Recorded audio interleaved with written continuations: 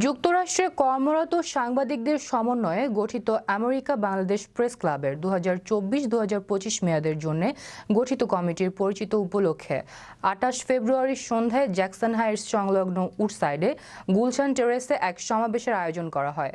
বিস্তারিত থাকছে ডেস্ক রিপোর্টে। নিউ ইয়র্কস্থ আমেরিকা বাংলাদেশ প্রেস ক্লাব এবিপিসির সমাবেশে প্রধান অতিথির বক্তব্যে কনসাল জেনারেল মোহাম্মদ নাজমুল হুদা বলেন, সামাজিক যোগাযোগ মাধ্যমের কারণে তথ্যের যে অবাধ নির্বিচার প্রবাহ সেটি একটি সমস্যা হয়ে দেখা দিয়েছে, বড় ধরনের একটি চ্যালেঞ্জ হয়ে দাঁড়িয়েছে সমাজের জন্য। এই অবস্থায় যারা প্রতিষ্ঠিত মিডিয়া হাউসে রয়েছেন, যারা পেশাগতভাবে সাংবাদিকতার সাথে জড়িত আছেন, তারা সাংবাদিকতাকে বস্তুনিষ্ঠভাবে চর্চা করবেন, সত্য এবং প্রকৃত তথ্য আমাদের সামনে উপস্থাপন করবেন, সে প্রত্যাশা আমাদের। নাজমুল হুদা বলেন, প্রতি সপ্তাহে বেশ কটি পত্রিকা বের হয় নিউ ইয়র্ক থেকে। এছাড়া ইলেকট্রনিক মিডিয়ার মাধ্যমেও প্রতিদিনই দেশ বিদেশ প্রবাসীদের সংবাদ দেখতে পাই, একটি প্রতিবিম্ব দেখতে পাই চলমান সময়ের। এজন্য সাংবাদিকগণের প্রতি আমার গভীর কৃতজ্ঞতা। নাজমুল হুদা আরো বলেন, তবে সাংবাদিকতা পেশাটি একটি চ্যালেঞ্জিং পেশাও বটে। আমরা আশা করছি নিউ ইয়র্কের পেশাজীবী সাংবাদিকরাও বাংলাদেশ বিনির্মাণে সহায়ক তথ্য আরো বেশি বেশি পরিবেশন করবেন।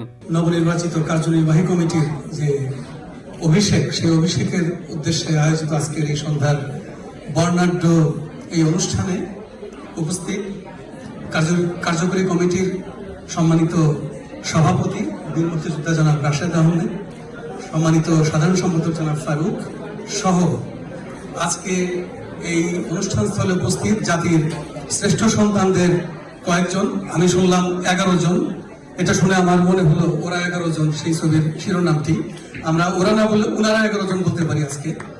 তো জাতির শ্রেষ্ঠ সন্তানদের আমি রিকগনাইজ করছি এবং আজকে এই অনুষ্ঠানস্থলে উপস্থিত অনেক গুণী মানুষ। বিশেষণ সম্মানিত অতিথির বক্তব্যে জাতিসংঘে বাংলাদেশ মিশনের হেড অব চ্যান্সেরি মোহাম্মদ শোয়েব আবদুল্লাহ বলেন, বঙ্গবন্ধুর স্বপ্নের সোনার বাংলা গড়ার প্রত্যয়ে প্রধানমন্ত্রী শেখ হাসিনার নেতৃত্বে শত প্রতিকূলতার মাঝেও আমরা যে এগিয়ে চলেছি, সেখানে প্রবাসীদের অবদান অপরিসীম, তা বলার অপেক্ষা রাখে না। রহমান সহ নবনির্বাচিত কমিটির সকল সদস্যকে মাননীয় রাষ্ট্রদূত স্থায়ী প্রতিনিধির পক্ষ থেকে জানাচ্ছি অভিনন্দন এবং অবশ্যই বীর মুক্তিযোদ্ধা জনাব লাভলু আনসার এবং জনাব শামীম আল আমিনকে ধন্যবাদ জানাই এত সুন্দর একটি অনুষ্ঠান উপহার দেওয়ার জন্য। আমি আমার বক্তব্য দীর্ঘায়িত করব না। এখানে America Bangladesh press club committee,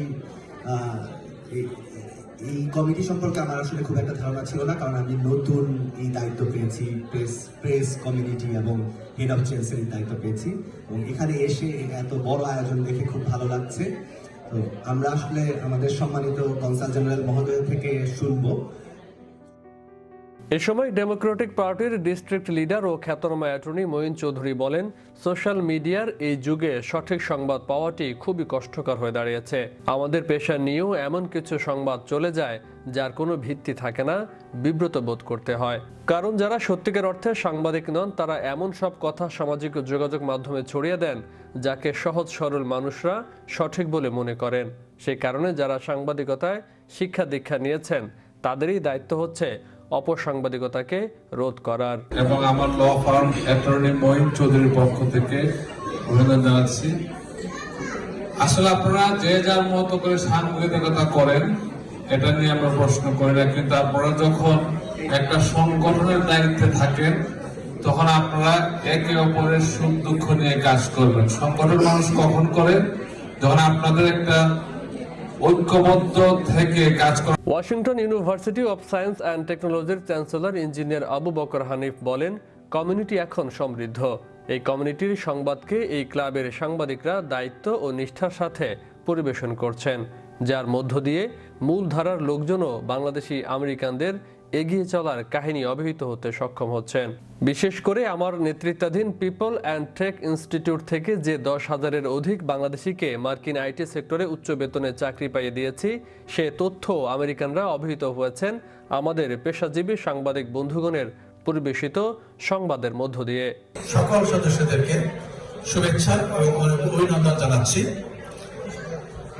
এই প্রতিষ্ঠান তৈরির শুরু থেকে আমি অঙ্গভঙ্গিভাবে জড়িত, সবসময় আসি।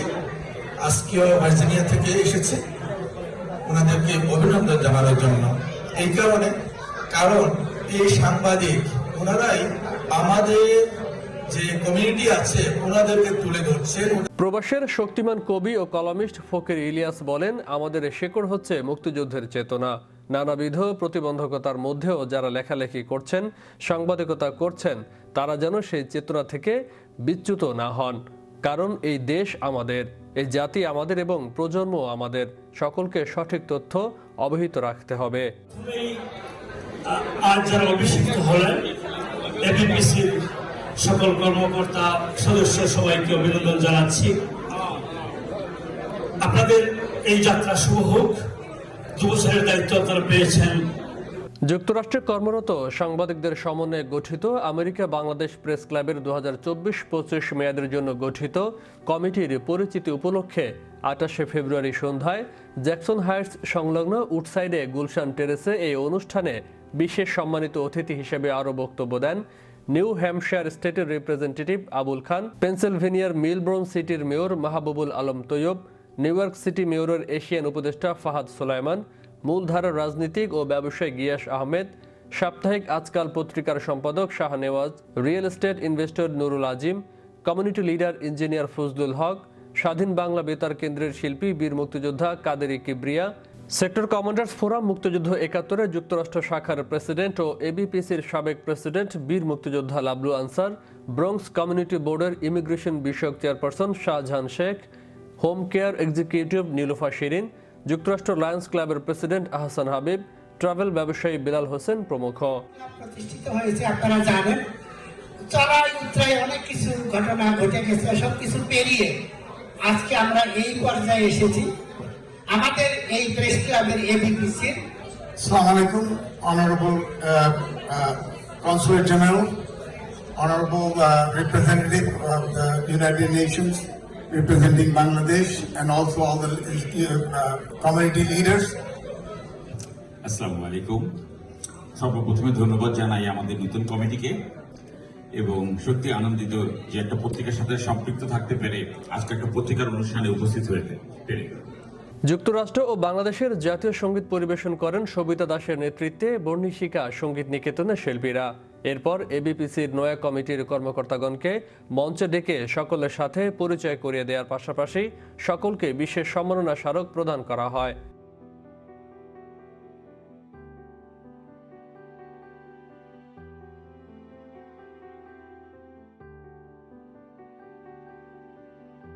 উল্লেখিত কর্মকর্তারা হলেন সভাপতি বীর মুক্তিযোদ্ধা রাশেদ আহমেদ, সহসভাপতি পপি চৌধুরী ও আলিম খান আকাশ, সাধারণ সম্পাদক শাহ ফারুক রহমান, কোষাধ্যক্ষ জামান তপন, যুগ্ম সম্পাদক আজিম উদ্দিন অভি, সাংগঠনিক সম্পাদক আরিফুল ইসলাম, প্রচার সম্পাদক আনিসুর রহমান।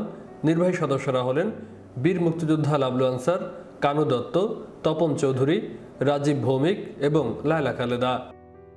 2008 সালে অর্থাৎ আজ থেকে 1.5 যুগ আগে এই সংগঠনটি প্রতিষ্ঠিত হয়েছিল বাংলাদেশের একদল বরেণ্য সাংবাদিকের অনুপ্রেরণায়।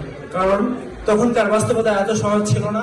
যারা যারা আজকে অংশগ্রহণ করেছেন সবাইকে আমি বিশেষভাবে ধন্যবাদ জানাই। আজকের অনুষ্ঠান আপনারা উপভোগ করেছেন, আশা করি আপনাদের ভালো লেগেছে।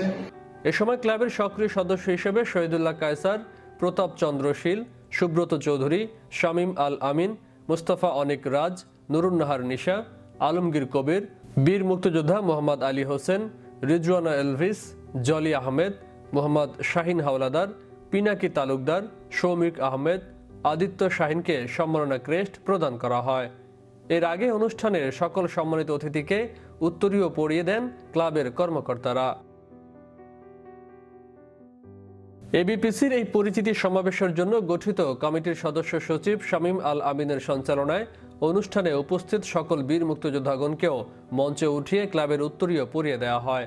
মুক্তিযোদ্ধাগণের মধ্যে ছিলেন রেজাউল বাড়ি, আবুল বাশার চুন্নু, গুলজার হোসেন, ইমদাদুল হক, আশরাফ আলী, শরাফত খান মবিন এবং ডাক্তার চৌধুরী সরওয়ারুল হাসান। বিশ্বব্যাপী মানবিক বিপর্যয় ঠেকাতে বিবেক সম্পন্ন সকলকে জেগে ওঠার উদাত্ত আহ্বানের একটি গান পরিবেশন করেন 21শে পদকপ্রাপ্ত কণ্ঠশিল্পী কাদেরী কিবরিয়া। মুক্তিযুদ্ধের চেতনায় জাগা নিয়ে আরেকটি গানে তার সাথে ছিলেন প্রবাসের আরেকজন জনপ্রিয় কণ্ঠশিল্পী জলি দাস।